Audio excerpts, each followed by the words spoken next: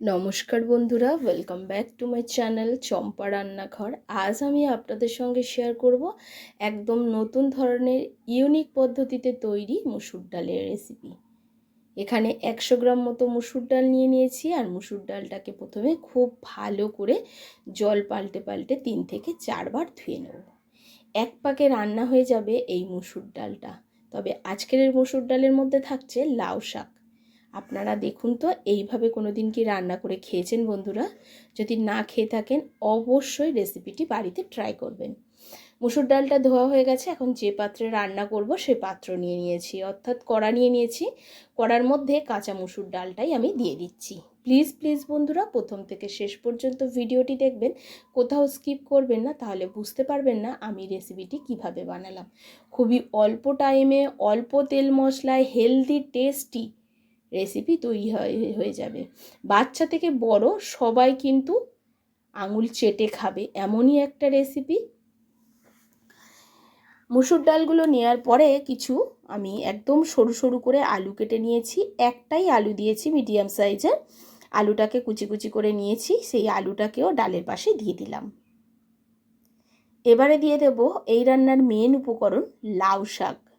লাউ শাকের দুটো ডগা নিয়েছিলাম। ডগায় যে নরম ডাঁটা থাকে সেই ডাঁটাগুলোকেও আমি কেটে নিয়েছি, আর পাতাগুলোকেও একটু কুচি করে কেটে নিয়েছি। একদম ডগ দিয়ে রান্না করতে হবে, মানে লাউ শাকের ডগাটা দিয়েই রান্না করতে হবে, যেগুলো একদম নরম সেগুলো দিয়েই এই রান্নাটা হবে। এখন ডাঁটাও দিয়ে দিলাম আর লাউ শাকটাকেও দিয়ে দিলাম। দেওয়ার পরে এবারে এর মধ্যে দিয়ে দিচ্ছি বেশ কিছু কাঁচা লঙ্কা। আপনারা ঝাল আপনাদের পরিমাণ অনুযায়ী ব্যবহার করবেন। আর দিয়ে দিচ্ছি একটু টমেটো কুচি। আপনারা এখানে লঙ্কার গুঁড়ো ব্যবহার করতে পারেন, কাশ্মীরি লঙ্কা, ঝাল লঙ্কা। তবে আজকের রান্নাটা আমি কাঁচা লঙ্কা দিয়েই করব, যেটা শরীরের পক্ষে খুবই উপকারী।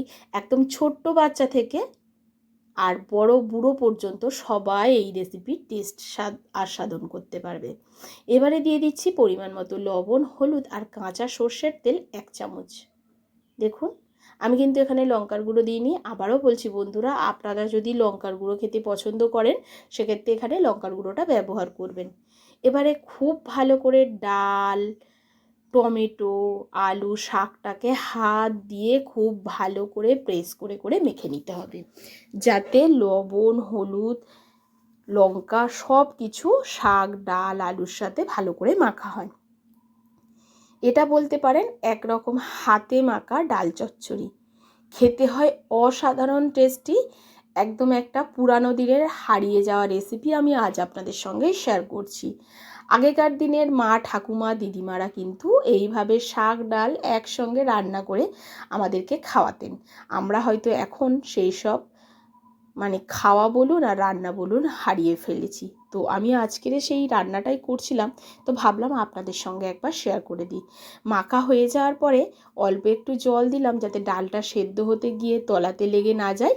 কিছুক্ষণের জন্য ঢাকা চাপা দিয়ে সেদ্ধ হতে দিলাম। বন্ধুরা, এখানে শাক থেকেও জল বেরোবে, তার জন্য অল্প জল দেবেন, একদম বেশি জল দেবেন না। দেখুন জলটা কিন্তু একদম গা মাখা মাখা হয়ে গেছে। এদিকে ডালও সুসিদ্ধ হয়ে গেছে। আবার দেখুন শাক পাতা যেগুলো দিয়েছিলাম সবই সিদ্ধ হয়ে গেছে, আলুও সিদ্ধ হয়ে গেছে। এখন এটাকে অন্য পাত্রে তুলে নেব। তুলে নিয়ে আবারও কড়াটা বসিয়ে দিয়েছি। কড়াটার মধ্যে দিয়ে দিয়েছি আরও 1 চামচ সর্ষের তেল। এবারে দিয়ে দিচ্ছি কালো জিরা। কালো জিরাটা যখন একটু ভেজে গন্ধ বেরোবে তখন এর মধ্যে দিয়ে দিতে হবে একটা শুকনো লঙ্কা আর বেশ কিছু থেঁতো করা রসুন। 4-5টা রসুনকে থেঁতো করে নিয়েছি, সেই রসুনটাকে দিয়ে দিলাম। এবার রসুন, কালো জিরে আর শুকনো লঙ্কাটাকে একটু ভাজতে হবে। এতে দেখবেন একটা সুগন্ধ বেরোবে রসুন, কালো জিরে আর শুকনো লঙ্কা ভাজার। তারপরে এর মধ্যে দিয়ে দিতে হবে একটু পেঁয়াজ কুচি। তবে আমার যে সকল বন্ধুরা পেঁয়াজ রসুনটা পছন্দ করেন না, তারা শুধু কালো জিরে, শুকনো লঙ্কা দিয়েই ফোড়ন দেবেন, আর পেঁয়াজ রসুন দেওয়ার দরকার নেই। তবে একবার অন্তত এই পেঁয়াজ আর রসুনটা দিয়ে খেয়ে দেখবেন। এবার পেঁয়াজটাকে হালকা লালচে করে ভাজবো, কোনো রকম কালার ধরাবো না কিন্তু বন্ধুরা। যখন দেখবো ঠিক লালচে হয়ে আসার আগের মুহূর্ত দেখুন, এখন সেদ্ধ করে রাখা ডাল, শাক, আলু সমস্ত কিছু এর মধ্যে ঢেলে দেবো। এতে যে কি সুন্দর একটা গন্ধ আসছে বন্ধুরা, এটা যখন একসাথে মেশানো হচ্ছে আপনারা মানে দেখলেই আপনাদের খেতে ইচ্ছা হবে, গন্ধটা শুকলেই কিন্তু আধা পেট ভরে যাবে। এবার খুব ভালো করে এই ফোড়নের সঙ্গে মিশিয়ে দিতে হবে শাক, আলু, ডালটাকে খুব ভালো করে মিশিয়ে দেবো। এবারে এটা থেকে একটু জল বেরোবে, সেই জলটাকে কিন্তু একটু শুকিয়ে ফেলতে হবে। অর্থাৎ এটা শাক ডাল চচ্চড়ি, যার জন্যে এটা একদম শুকনো শুকনো খেলে খেতে বেশি ভালো লাগে। তবে আপনারা চাইলে একটু রস রেখেও খেতে পারেন। সবার শেষে দিয়ে দিচ্ছি অল্প একটু চিনি, তবে আপনাদের চিনি দিতে অপছন্দ হলে সেক্ষেত্রে আপনারা কিন্তু চিনিটাকে স্কিপ করতে পারেন। দেখুন বন্ধুরা, একদম শুকিয়ে ফেলেছি, ডালটা কিন্তু একেবারে শুকনো হয়ে গেছে, কোনো রকম জল জলে ভাব নেই। ঠিক এই সময় কিন্তু রান্নাটা একেবারে রেডি হয়ে গেছে। এবারে বন্ধুরা এটাকে আমি আপনাদেরকে সামনে দিয়ে দেখাবো যে কেমন হলো। কি বলেছিলাম, একদম কম তেল মশলায় তৈরি করে দেখালাম না বন্ধুরা?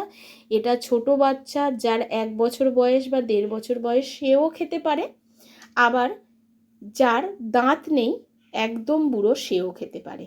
কেমন হয়েছে অবশ্যই জানাবেন আমার আজকের এই শাক ডাল চচ্চড়ির রেসিপি। আশা করছি আপনাদের ভালো লাগবে। যদি ভালো লাগে অবশ্যই একবার লাইক করবেন, শেয়ার করবেন, আর কমেন্ট করে জানাতে ভুলবেন না আপনারা কোথা থেকে আমার ভিডিওটি দেখছেন। আপনারা তো ডাল দিয়ে লাউ শাক অনেক রকমভাবে রান্না করে খান বন্ধুরা। এইভাবে এক পাকে হাতে মেখে রান্নাটা বসিয়ে খেয়ে দেখবেন, এর স্বাদ কিন্তু হয় আলাদা, কারণ হাতে থাকে আলাদাই জাদু, যার জন্যে টেস্টি।